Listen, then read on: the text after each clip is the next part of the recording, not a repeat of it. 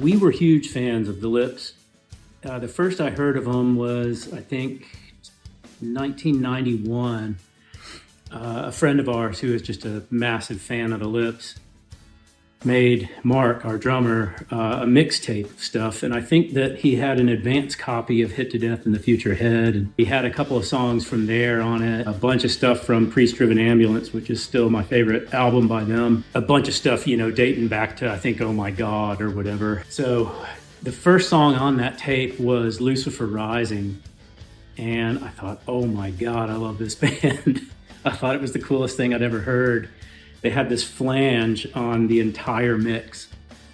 And so that EP, the Unconsciously Screaming EP, was like my favorite thing they did for the longest time. And anyway, we were just huge fans. They would come to the area. We'd see them any chance we got. I saw them a couple times in the Triangle area, Chapel Hill, Raleigh, thereabouts, and loved them. And then found out they liked our band, which was pretty wild. And they came out to a show that we played in Norman, Oklahoma at a little coffee shop. It was Wayne, Michael. I don't think Steven was with them that night. I can't remember. I've got a snapshot of us hanging out together. Anyway, they came out to the show and they were just super, super cool.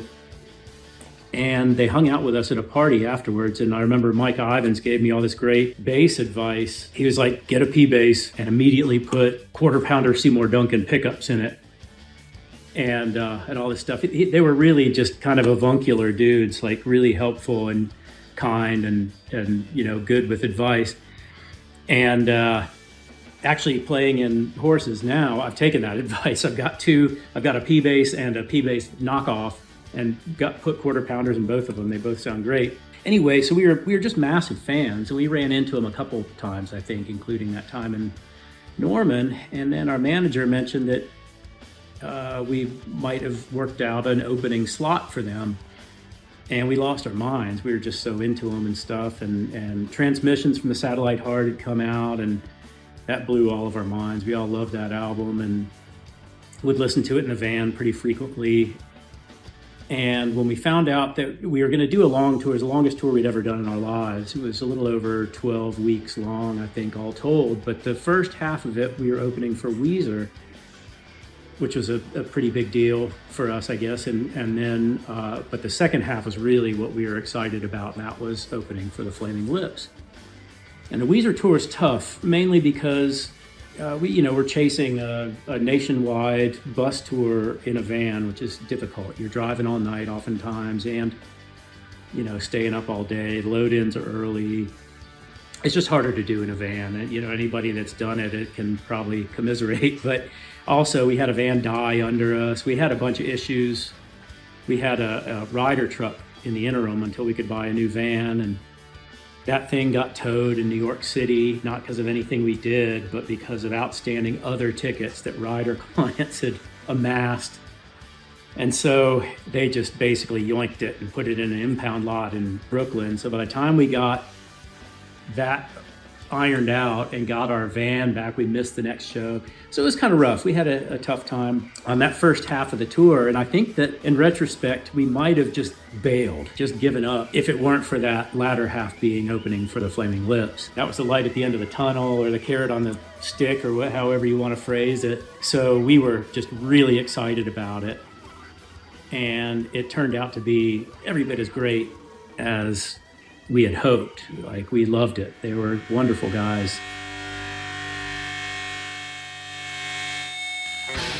Yeah, we interacted with them quite well. Our first show that we played with them was in Denver. I forget the name of the club. It was, I think it was on Colfax, and it was like this big, giant brick industrial-looking building with a big gravel parking lot out back. We played there. Show went great. We were super excited, and we ended up hanging out and talking to those guys quite a bit that evening. And I don't know whose idea it was, but I think it was one of the Lips guys. Was like, hey, we got to drive all the way to Utah, to Salt Lake tonight. You guys want to stop at one of those truck stops on Interstate 25, getting up close to the Wyoming border? Let's all stop at one of those places and have like a late night breakfast before continuing on. And we all thought that was a great idea, and that kind of became a thing. We had a lot of meals together. We ate at a lot of Denny's, and I don't know, we just hung out. It was a pretty open deal between dressing rooms and things like that. They were just super accommodating, and it was very low key in general. Every now and then they would comment on our performances. They gave us good feedback, and they were nice. They liked our stuff apparently. Like, they would sometimes say good show and stuff like that. You know, there was a bit of back and forth about that. We didn't really talk that much about the shows in particular, but we did a lot of hanging out. We spent a lot of time talking to those guys and became quite friendly by the time the tour was over. Thoughts on the tour and fun stories. There were a lot. I'll probably forget. This will be a long answer, and I'll probably forget a lot of them. We absolutely loved the tour. We were exhausted and worn out by that point, but just getting to see the Flaming Lips every night was a huge part of it. We watched them almost every night. I think probably the first story I can tell is from the first night that we played together. Like I was saying earlier, it was a pretty friendly thing, and we got along real well and hung out together a good bit. But at the end of that night, I guess we had everybody in our camp, in Archers camp, had been kind of complaining just about how rough that first half of the tour had gone, like all the things that went wrong and everything. And we had some financial issues with it, and obviously the van and everything, blah, blah, blah. So at least one of the Lips guys overheard us talking about it and crying about it. And so the show's over. It went great. Everybody's really happy. And I go out into the parking lot to go get our van and pull it up to the loading dock so we can load out. And as I'm walking over there, the Lips were traveling in a big rider truck and like a white 15-passenger van or something like that. As I was passing the rider truck, I noticed the driver's side door was hanging open, the dome light was on, and I hear this, "Hey, Matt." And I turn around, it was Wayne sitting in the driver's seat, I guess doing some paperwork, or, you know, it looked like he had some stuff out that he was going through. And I'm like, "Oh, hey, man." And he goes, "You got a minute?" And I was like, yeah. And so I walk over to him, and he's like, "Man, first off, we're real happy to have you guys on the road with us. And we heard some of you guys talk, and I guess you've had some hard times, and, you know, it's been a difficult tour. You guys are maybe facing some difficulties or something. And, well, let me tell you, we got all of our buddies on the road as our crew, and we want to pay them well and all that stuff. And so we're not making a ton of extra money on this tour, but, you know, we're spending all this money on Christmas lights and bubble machines and things. And but, you know, if y'all need some help, we can help you. We got at least enough to spare if you need some cash or you need any help." And I just about cried. You know, it was so sweet that he was that thoughtful and willing to do that. And at that point in the tour, I mean, life was candy for us. Like, we were doing great. Everything was resolved and wonderful, and we were where we wanted to be. But the fact that he would offer that was really touching and really cool. And frankly, I mean, that kind of illustrates, in my opinion, our whole interaction with all those guys. It was just, that was the vibe. They were just extremely kind and thoughtful and generous. We kind of made up a joke about Mike Ivins because he was always worried about us on the road. He wanted us to be safe and all this stuff. And one of our things is, if we had a long drive and a night off to do it, we would try to take a little scenic detour, you know, and oftentimes that was on the West Coast, and we'd want to take Highway 101 or whatever, PCH, something that was beautiful. And we were eating at a Denny's, and we mentioned that we were going to take the long route from, I can't remember where it was, Portland down to San Francisco or something like that. And Mike was like, "I don't know, you guys, that's, you know, taking a risk." And we're like, "It's okay, Mike, we do it a lot." And we did almost run out of gas in the middle of the night out there on 101 because all the gas stations were closed. So he was kind of right, but that's just kind of how they were. They were just really thoughtful, good people. And we met at Load-In. I don't remember where. I think it might have been San Diego or somewhere, which would be appropriate, I guess, given the topic. But we bumped into each other at Load-In, and Stephen Drozd was like, "Hey, Hey, Matt, I found something for you. We saw a roadside yard sale, and I found something for you. And he hands me this big, back in the 80s, fans of like hair metal and like mainstream rock bands, the management would make these huge, colorful books all about the band. And it was all, it was done by the band. So it was, all about how great the band was and everything. And he had found one on Ratt, which I don't know if he knew that I liked Ratt when I was a kid, but he got me the Ratt book, and it was so much fun. We referenced it a lot on that tour. Also, Steven divulged that he had been in a pirate band when he was younger that was called Piratephobia, and his pirate name was Blackhead, and he gave us all pirate names. He didn't really work too hard for mine. Mine was Matty. And Mark's, I think, was Toothy for a while. I'm not sure why.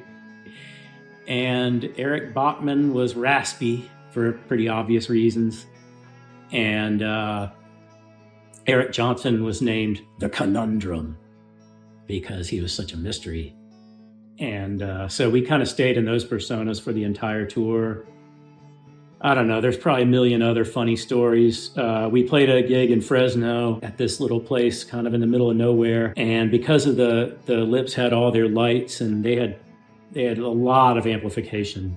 In order to keep up sonically with Steven's drumming, his drumming was so loud. He had a huge kit, and he was just thunderous. It was so fun to watch him play. He would stand up behind the kit with one foot thrown forward onto the kick drum pedal and just like wailing on the thing until it shook.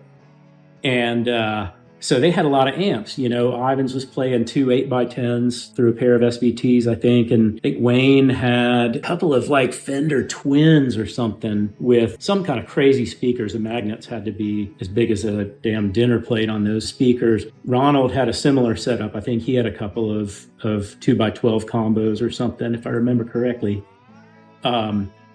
But they had all the Christmas lights. They bought tons of Christmas lights at Walmart and would just like leave them in their little boxes. So they had little patterns and stuff. And then they'd string the whole stage with them, and bubble machines and smoke machines and, all the typical stuff that made them look so cool. And they kept tripping breakers on the breaker box at the venue. It just kept popping the electricity off. And it happened like a half dozen times. And I know it was very frustrating for them, but it does make a funny story in retrospect. And there was this band that played first on that bill, and I can't remember their name, but they were kind of this like white boy funk band, sort of like Chili Peppers style or something. And they had a song called Supernaked that had a line that went something like, "Super naked like a motherfucking superstar," or something like that. The chorus, I think, was simply, "Super naked," and like a funky riff or something. And they were pretty hilarious and funny. There's probably a million other stories, but those are the only ones I can think of right off the bat. Oh yeah, the other thing too is every now and then, I think it was their guy Cory, also known as Bok Choy, because he loved Bok Choy, but I think he was doing the guitar teching there, and like he'd let one of us be guest guitar tech sometimes, where when there was a change up, he would have it all set up and ready, and then he would give it to one of us to hand to whoever needed it. And it was always funny to look on their face when it wasn't him handing them their guitar. And then I would sometimes hover over by the side of the stage, and Wayne would tell these long stories, kind of long rambling stories like I'm doing now. And Steven would just kind of be sitting there like behind the kit waiting for the story to finish. And one night Wayne's telling a real long story, and Drozd gets up from the kit and scurries over to the side of the stage with this urgent look on his face. I thought, oh crap, what's wrong, And he looks at me and he goes, "Our matey, we all love a good story, but this just isn't the time." Which was pretty funny. And he ran back to his kit and still had time before they had to start playing again. But I don't know, I'll probably think of other stories later, but that's all I can think of right off the top of my head. It was a wonderful tour, a wonderful experience.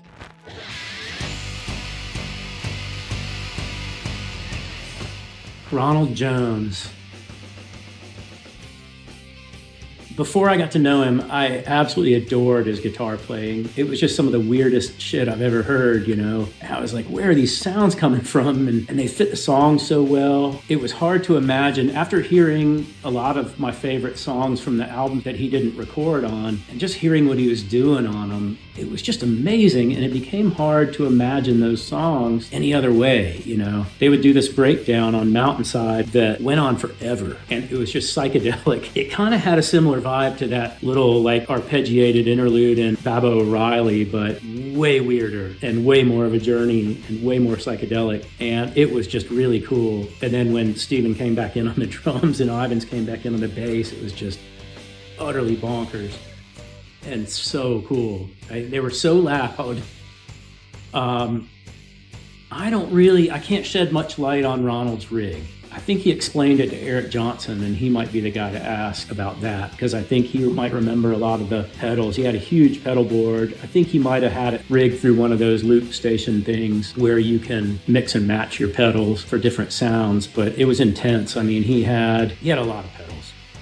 Like, I don't remember which ones he had. I remember at least 2 rocker pedals, so probably a wah. Well, I know he had a wah. He had maybe a volume or expression pedal or something like that, and God knows what else. But he worked magic with those things. And as a human being, just absolutely the kindest, sweetest hearted human ever. He was super quiet, kind of shy. I don't know, just a wonderful, wonderful guy. But as a technical guitarist, he was very humble about it. He would say, I just lean on my effects and all that. That's what he used to say, which was complete bullshit.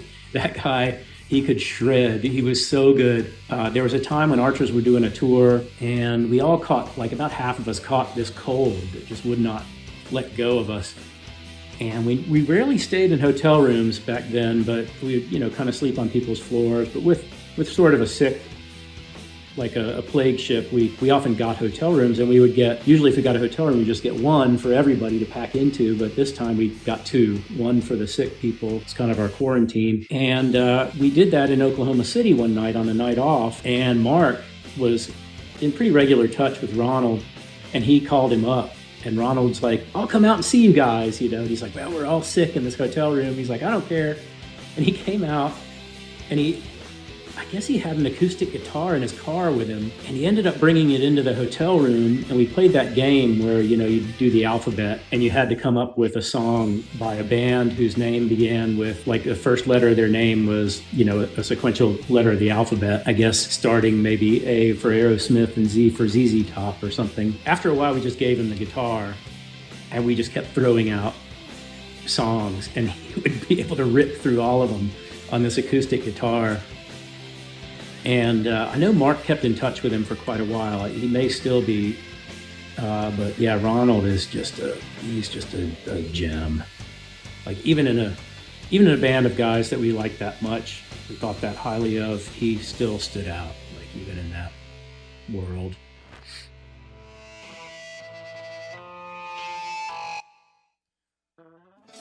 We loved them all. They were all just really, really excellent people. I know I'm getting repetitive here. Yeah, they were just super kind and sweet and open. One of the funniest things was Wayne. He had this thing where they would call it getting zapped. Have you been zapped by Wayne yet? And Wayne would kind of gently corner you and interrogate you. He would keep asking you these intense questions, and he wouldn't be satisfied with a phoned-in answer. You had to really give him something, and he would just interview you, and it was so funny. And you just, by the end of it, you'd almost always be squirming. But he was just such a good dude, and his philosophy was cool. I remember talking to him about the last album we recorded. I guess it must have been VV, probably. And there were things I wish we had better prepared, or things I wish we'd done differently, or I wish I got a different sound for this, blah, blah, blah. And he was like, well, maybe it's better, sometimes the cool stuff comes out by accident, which is a really artistic viewpoint, that what makes your art interesting and distinctive is often the stuff that comes out of your subconscious rather than your conscious. And I think he was kind of speaking to that. And I think in retrospect, he's probably right, but it was a cool way of looking at it. Drozd, he could play anything. And I remember one time he had like one of those little battery powered pig nose amps that he clipped to the strap on one of the guitars they had. And he was walking around after sound check, just playing music for everybody on this kind of distorted pig nose amp. And he'd be like, okay, now I'm going to do the Melvins. And he would imitate King Buzzo's guitar style like really well. And then he'd be like, oh, I'm going to do somebody else. And he would do great guitar impressions. And then he would like let a chord ring out. And the pig nose amp was kind of under his right elbow. And he would just he'd just start chicken winging it. And that would give it this wah-wah. It'd be like, wow, wow, wow, wah. Give it like not a wah-wah, more like a tremolo effect. And Ivins was just like, he was pretty quiet as well, but just super, super kind and really looked out for us. They're just good dudes. They didn't drink much or anything like that. They weren't partying much on that tour or anything, but they did smoke cigarettes like chimneys. They were really, really smoking constantly. And back then you'd smoke in the clubs, you know. Ivins would be standing there. We kind of laughed, like the parts where he would drop out, he would stand there stoic. And he had like Ray-Bans on, and he'd just be sitting there with a cigarette poking out of his hand over his mouth, just looking pensive and just puffing clouds, you know. And they smoked a ton. The only reason I bring this up is because after that tour, we played with them one more time. They came through Chapel Hill, and just last minute, they threw us on the bill just because they're the best. You know, they're such good, kind people. And it was like a little reunion. It was great to see them. And I think around then, they had just started trying to quit smoking. And we played that show with them, and it went amazingly. It was wonderful. It was like being back on tour with them again. And then we didn't see him for maybe almost a year after that. And we were playing a show in whatever it is, Bricktown in Oklahoma City. And they all came out to the show. And Wayne and Michael looked amazing. Well, Wayne had lost some weight, but it was like healthy. He just looked fit and toned. He had a little bit of a tan. I think he and Michele had gotten into biking, like road biking and stuff. And he had quit smoking and gotten really, really fit. He just looked gorgeous. And Ivins, same deal. Like Ivins was always fairly slim, you know, but so he didn't really lose weight, but he just they carried themselves really healthy, and they were full on anti-smoking evangelists at that point. And they just repeatedly cornered Eric Bachman, who was the only one of us at the time who smoked, who hadn't quit yet by that point. And they just would corral him and like hector him into quitting smoking. And I don't know, maybe that was one of the reasons Bachman, you know, got inspired to quit, but they just looked so good, and I guess they've been smoke free ever since. So that was a funny story. Their playing style, I mean, they're the Lips. It was just crazy and loud. Wayne was kind of like a rhythm guitar player. He would kind of rip weird leads periodically and stuff. And he did the thing where he would just drop to his knees and like hunker down and just start wailing away sometimes. And Drozd was playing like, it was at least a 24-inch kick drum. I think his ride cymbal, it looked like the size of a dinner table, just absolutely enormous. When he was really getting into it, like I mentioned earlier, he would stand up off his throne with his right foot like thrown way forward on the kick pedal and just beating the ever-loving crap out of that drum kit. His sound, with all those amps they had, their sound was balanced with the drums. It was incredible. Like they were just so loud. Ronald was just doing weird ass magic. I tried to describe Ronald's playing earlier. It just defies description. It's so good. They were so loud. And Ivins just had this thunder. He had two 8x10 cabinets with, I think, two SVT heads powering them, if I remember correctly. But he had them on their sides, stacked up. So it's just this wall of bass. They played a lot of stuff off Priest-Driven Ambulance, a lot of stuff off Transmissions. I don't think they played any of their Clouds Taste Metallic stuff yet. That album hadn't come out yet, but it was not far out, I guess. Then they did that album, and right after that, we were still kind of keeping in touch with them. And then they started going into this thing where they were like doing the boombox thing and the car stereo thing, and we were like, these guys have gone off the deep end. Like, what are they doing, you know? Which I just loved about them. They weren't afraid to get really weird, you know? Like, they didn't worry too much about commercial success. They didn't seem bothered, and I thought, man, what the hell's going on? Like, we kind of lost them. And then Zyreka came out, and that was pretty wild and amazing. Really cool concept. And then I didn't really hear from them for a while. I kind of lost touch with them. And a buddy of mine is like, hey, Matt, listen to this. He put in this album, and I'm like, whoa, this is really cool. And I'm pretty sure that's Wayne Coyne singing on this. Like, what's the band? And he's like, it's the Lips. I was like, no, it's not. This isn't Flaming Lips. But that's definitely Wayne singing. That was where I discovered the new Lips. And it was pretty amazing. And I saw them twice. They played in Asheville a couple times. And the first time they went, I was on my first date with this girl. I took her to that show. And we were hanging out with Steven after the show, talking to him. And he was like, Matt, I love you.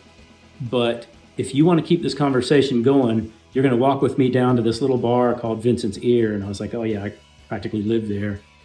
He's like, there's this band called the White Stripes. It's about to play. I don't want to miss them. They're awesome. And you don't want to miss them either. Oh, wow. Okay. The girl I was dating, she didn't really feel like staying out much longer. So I walked her the few blocks up to her car, saw her off, and then just immediately started hauling ass down to Vincent's Ear. And it was off a little courtyard downtown. And I ran into the courtyard, and here come all of my friends and all the Lips dudes just belching out of there with these looks of shock on their face. They're like, oh my God, that was the best show I've ever seen. And they're like, wasn't that amazing? And I was like, I missed it.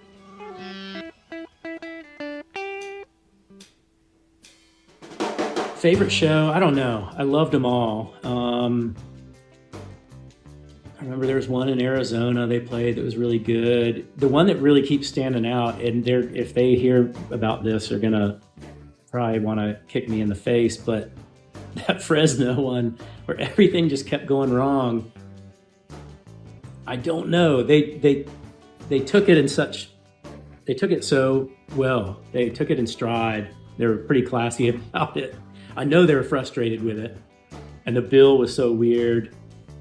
But seeing them in this place, it was probably the smallest place we played on that tour, and that was really cool. The first night was really cool. We kept in touch for a little while afterwards, but you know how it is. Like, we just kind of fallen out of touch with them. I saw Steven on, it might have been on like Twitter or something like that. And I reached out to him, this was still years ago, and just sent him a little note, and he wrote back something really nice. It was cool. But I haven't talked to any of those guys really since then at all. We've been on a festival bill with them, but we were playing separate stages and didn't have enough time to really find them or hang out or anything. Mark may still be in touch with Ronald, I'm not sure. I'd love to see any of them.